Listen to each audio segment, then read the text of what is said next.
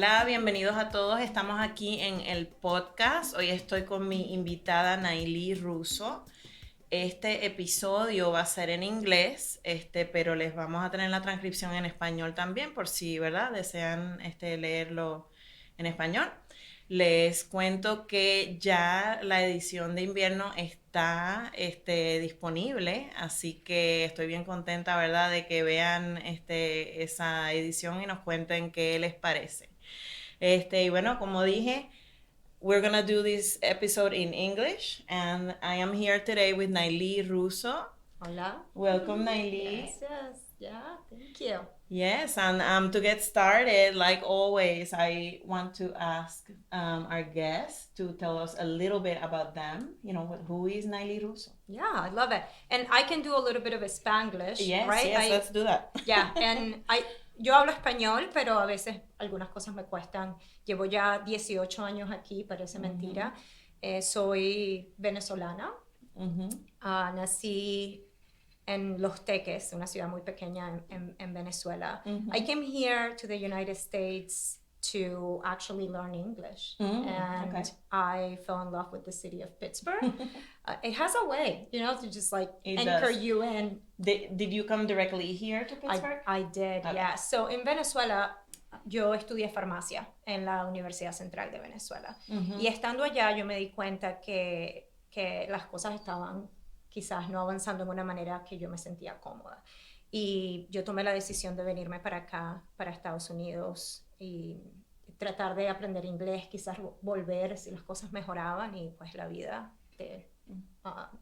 no siempre va como uno las planeó. Exacto. Pero hay que adaptarse, ¿sabes? ¿Qué nos queda? Entonces, estando aquí, me di cuenta que podía transferir mi título de farmacéutico a los Estados Unidos, y me tomó 5 años transferir todo, empezar de nuevo aquí. Cuando me vine como au pair, as a nanny. And that was interesting, like being a pharmacist, having a doctorate degree, having a specialization, and then coming here and being a nanny. But one of the biggest things I always think about is means to an end, right? Esto es temporal, estoy haciendo esto para que me lleve a donde me necesita llevar. Y cuando tienes esa mentalidad es mucho más fácil, overcome the challenge, make the changes that you need. So that's what I did. In Venezuela, I actually was a musician too. I played the oboe for the Venezuelan Symphony. And that was a very interesting thing for me, having to adapt and to fail over and over again. Because as musicians, we practice and practice and practice our craft, and then you have 2 minutes to do it, and then you can mess it up, and that's it. You gotta move on from the next thing. But that was very awesome. So I've been here for quite a while now. I transferred my degree, my pharmacy degree, and ended up working for Highmark here in Pittsburgh. And then I decided that pharmacy was not my passion. Well, I didn't decide it, I knew it for a long time. Sometimes you do things because you feel that that's the path you need to be on. My mom gave up her pharmacy path to take care of us, and so I felt this unspoken pressure to fulfill her dream. For her. Pero no era el mío, no era mi sueño, era el sueño de mi mamá, y pues yo decidí hacer un cambio. And I ended up going into strategy and doing a lot of work on personal development and helping leaders, and I ended up working for the Pittsburgh Pirates. I was with them for almost 5 years, helping them define their entire business strategy, helping develop their leaders. I'm still with them. I'm their leadership expert, coach, and strategic advisor to the president. So that has been my journey. I gave you a little bit of everything. Un poquito de todo. Aquí decidimos. Perfecto. Así nos enteramos un poquito de la vida, ¿verdad? Pues personal y la profesional.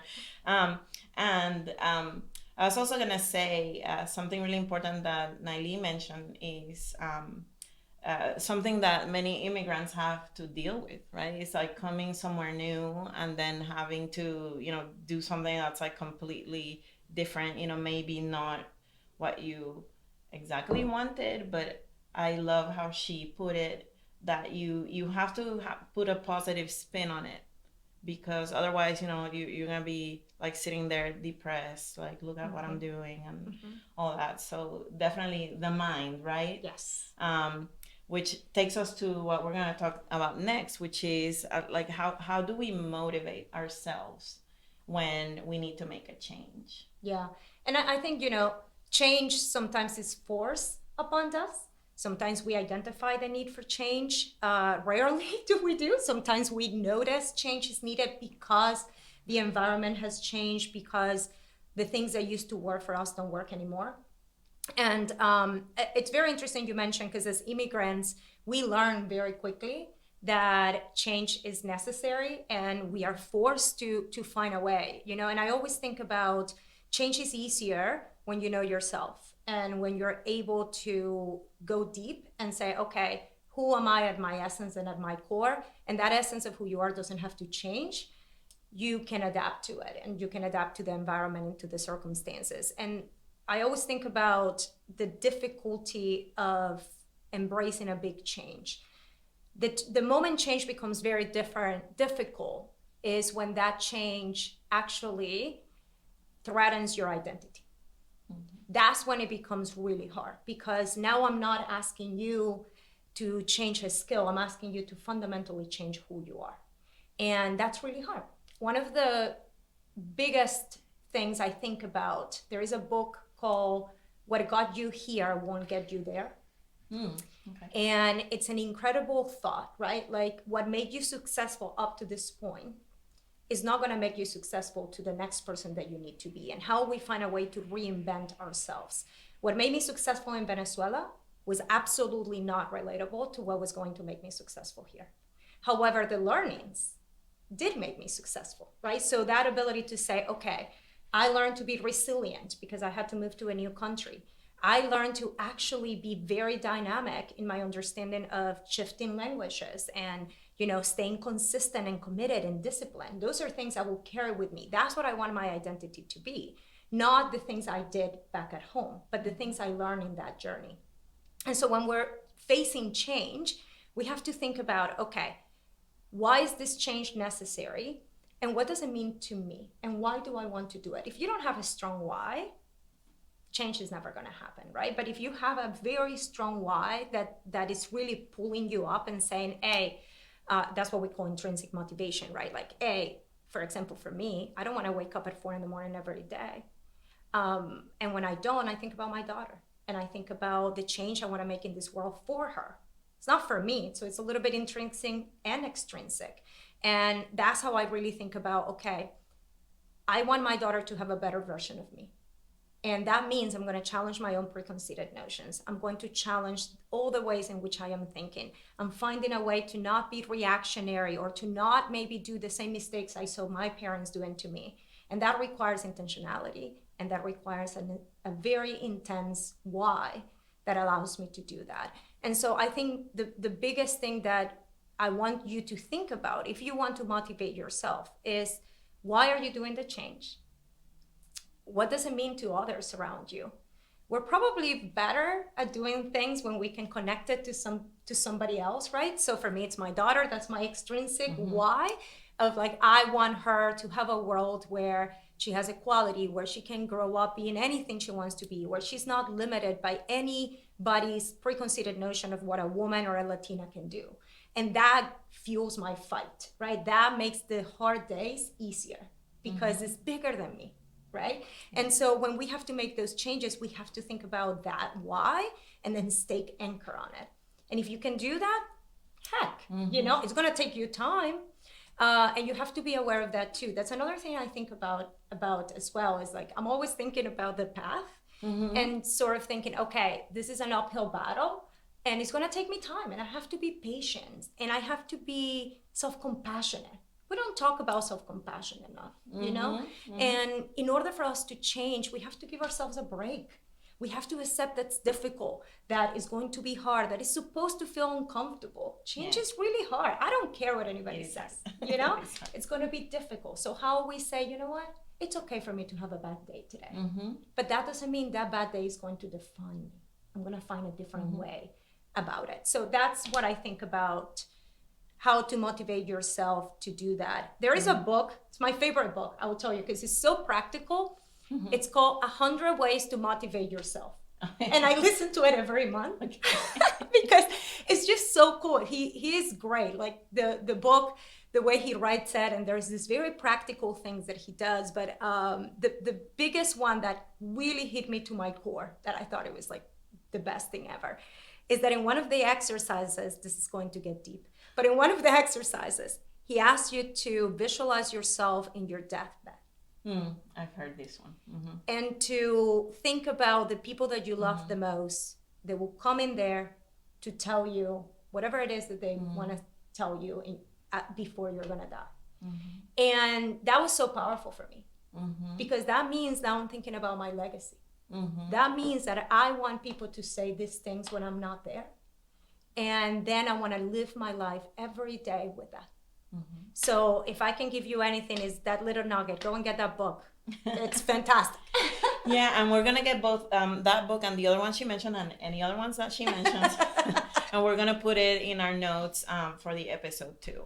And one thing I want to say that you were talking about, like having a why. And sometimes I feel for myself, sometimes the why is actually seeing kind of like the negative that's going to happen if I don't do whatever I want to do, because like I really want to do it, but then maybe you're scared or something like that, and then thinking of, well, if I don't do this, then this is gonna happen, and there's no way I want that to happen. I love that. So sort of thinking about what will be the ramifications or the consequences of the lack of action. Yes, correct. Oh, that's amazing. Yeah. I love that. Yeah. And then that brings us to our second topic that we're going to discuss here, and it's overcoming challenges. We've talked about it already a little bit, but so many things can happen. I think, and especially, everyone has their responsibilities. As adults, I think for us as women, especially, like we're doing like 20,000 things at the same time, and I think it can be really easy for us to just kind of be overwhelmed with all those, multiple things that we have to do, and then just kind of like put things, I'll just do it later, or I'll get to it at some point, or things like that. So how do we overcome challenges? Well, I will tell you this. I think that failure is part of life. And the more we can accept that, the easier it becomes for us to just move on from them. I think oftentimes, even more for women, we think we have to be perfect, and we think we have to be everything to everybody, and we think that we have to do all these things because there's expectations of us, as immigrants, right? Like now we think we carry our country with us everywhere we go because they're going to say those Venezuelans do X, Y, and Z because of what I did or didn't do. And the first thing I would tell you is that we got to move away from that, right? You have to do the things that anchors you, that you believe is like, okay, this is my why, these are the things that I'm doing. But the biggest thing with challenges is they're going to be there. They exist. We can't move away. In fact, if you want to get better at math, we're going to give you problems. Problems are a way for us to get better at whatever it is that we're doing, right? We don't call we call it problems. We're going to give you a problem for you to solve. And the more we can do that, the more we actually become experts, the more we actually grow and become better humans. And so I actually like to think about the best way for us to overcome challenges is to accept that they will come and to see them as opportunities. See them as an opportunity for growth. See it as a blessing. This is actually something good is going to come out of this challenge that I'm facing right now. Where is the learning for me?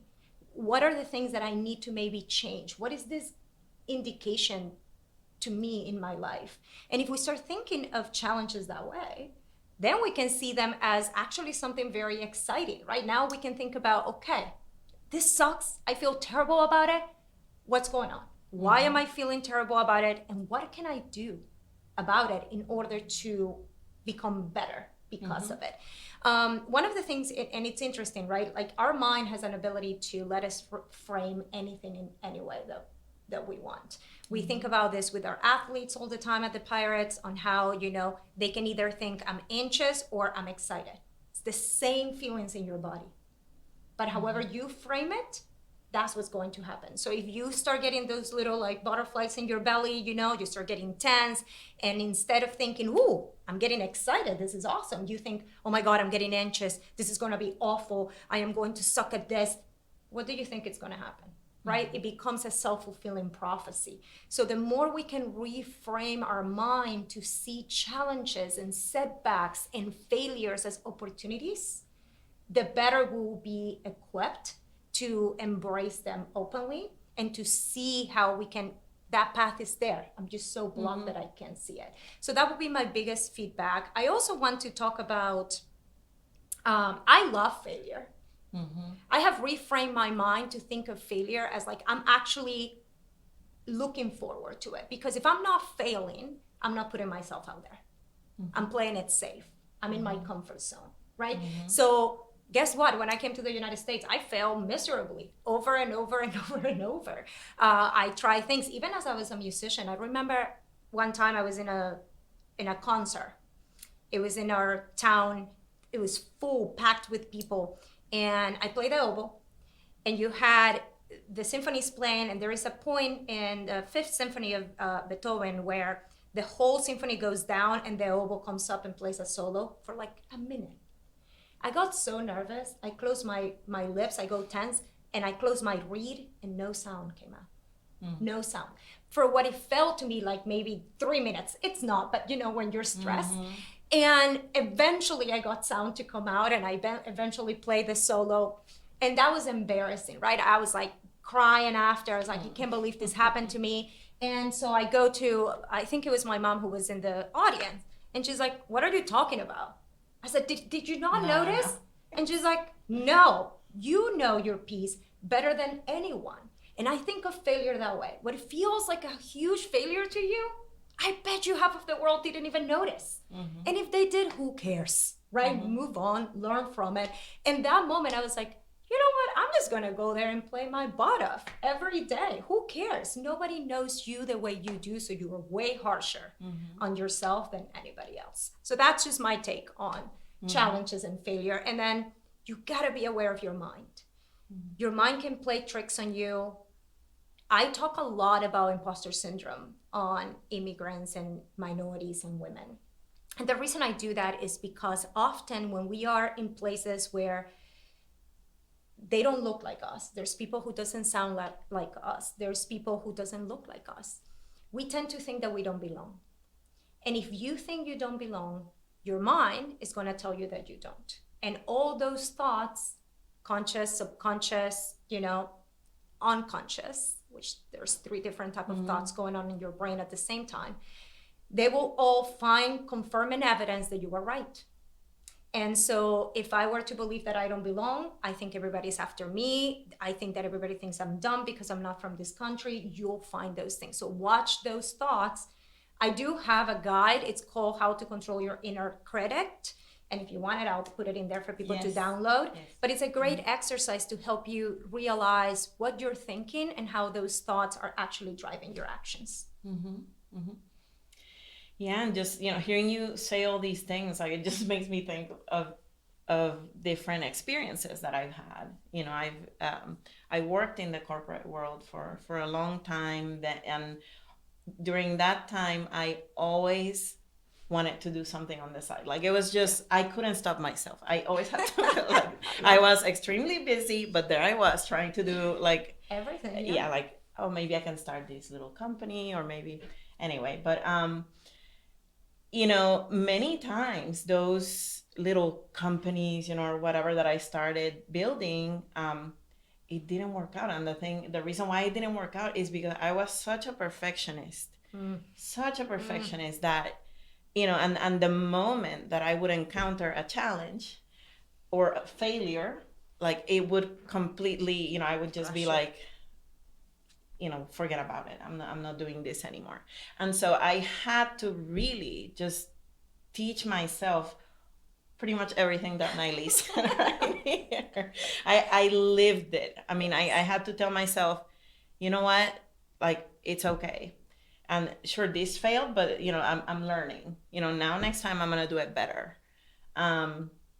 and that sort of thing, like it really and giving yourself that grace really to say it's okay, it's okay, I'm gonna just keep going. And it also reminded me, a good friend of mine once told me, because we were having a conversation about this, and she said, well, Maria, you know what, she said, maybe you can only give 60% one day or 75%, and guess what, maybe Maria's 60% is actually most other people's like 100%, yeah. right? Yes. And thank her, for saying that, because I'll never forget, and I kind of like remind myself sometimes when I think this is not up to my standard, or like I could, but sometimes there's deadlines and things like that, and you just have to say it's done. It's done, I did my best, and we gotta keep going. And it's amazing. I love it's that. an amazing process. I always think about imperfect action is better than no action at all. Yes. Right? And nothing is going to ever be perfect, because perfection is an illusion. And it's in the standard of, to your standard. What is perfect to you is very different to what's perfect to me, right? And so having that understanding is so critical. And, in fact, if you want to tie this to motivation, people think you need to be motivated first in order to act. And it's the opposite. You need to act in order to get motivated, right? When people says, well, I can't work out because I don't feel like it. Guess what? I don't feel like anything any day, but I have to get myself there. And even the days that, I'll give you a perfect example. I'm like, I don't want to work out, right? But I know I need to, because it's for my health.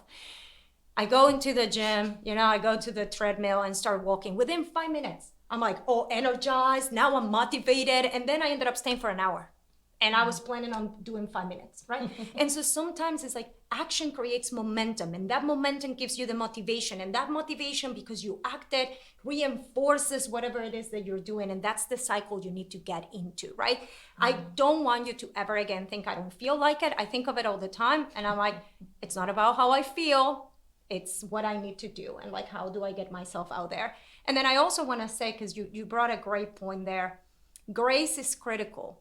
Grace doesn't mean that you're not going to accept that it sucks, right? I think about that all the time. I'm like, I fail and this feels awful and I hate it, but I'm giving myself a day and then I'm going to get up again, right? Like I'm going to learn from it.